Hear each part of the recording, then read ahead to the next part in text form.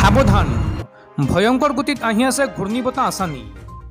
111 kilometre গতিবেগেৰে আহি আছে ঘূৰ্ণীবতাহ আছানী। যিকোনো মুহূৰ্তত আছানীয়ে ল'ব পাৰে সংহাৰী ৰূপ। অসমতে পৰিব ইয়াৰ প্ৰভাৱ। লগতে দেশৰ কেইবাখনো ৰাজ্যত জাৰি কৰা হৈছে হাই এলাৰ্ট। এই মুহূৰ্তত গুৰুত্বপূৰ্ণ খবৰটো পাব্লিক লাইভৰ দৰ্শকসকলক আগবঢ়াইছোঁ। প্ৰতি ঘণ্টাত 111 কিলোমিটাৰ গতিবেগেৰে আহি আছে ঘূৰ্ণীবতাহ আছানী। যিকোনো মুহূৰ্তত আছানীয়ে ল'ব পাৰে সংহাৰী ৰূপ।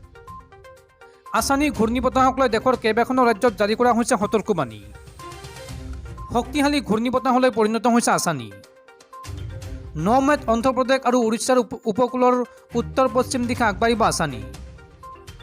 উত্তৰ অন্ধ্ৰপ্ৰদেশ আৰু দক্ষিণ উৰিষ্যা উপকূলৰ ওচৰলৈ অহাৰ লগে লগে সলনি কৰিব দিশ। উত্তৰ পশ্চিম দিশ এৰি ই উত্তৰ আৰু উত্তৰ পূবৰ ফালে আগবাঢ়িব।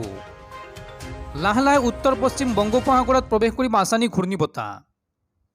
অন্ধ্ৰপ্ৰদেশ, উৰিষ্যা আৰু বংগৰ উপকূলীয় জিলাত ধাৰাসাৰ বৰষুণৰ আগজাননী দিছে ভাৰতীয় বতৰ বিজ্ঞান কেন্দ্ৰই। পূব মেদিনীপুৰ, উত্তৰ আৰু দক্ষিণ 24 পৰগনা জিলাত ধুমুহা বৰষুণৰ সম্ভাৱনা আছে।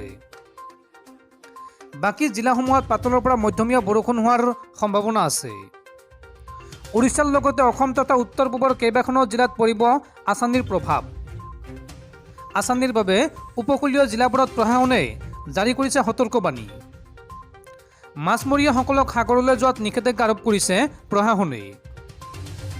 উদ্ধাৰ অভিযানৰ বাবে সাজু কৰি ৰখা হৈছে NDRF বাহিনী। News desk report, public live.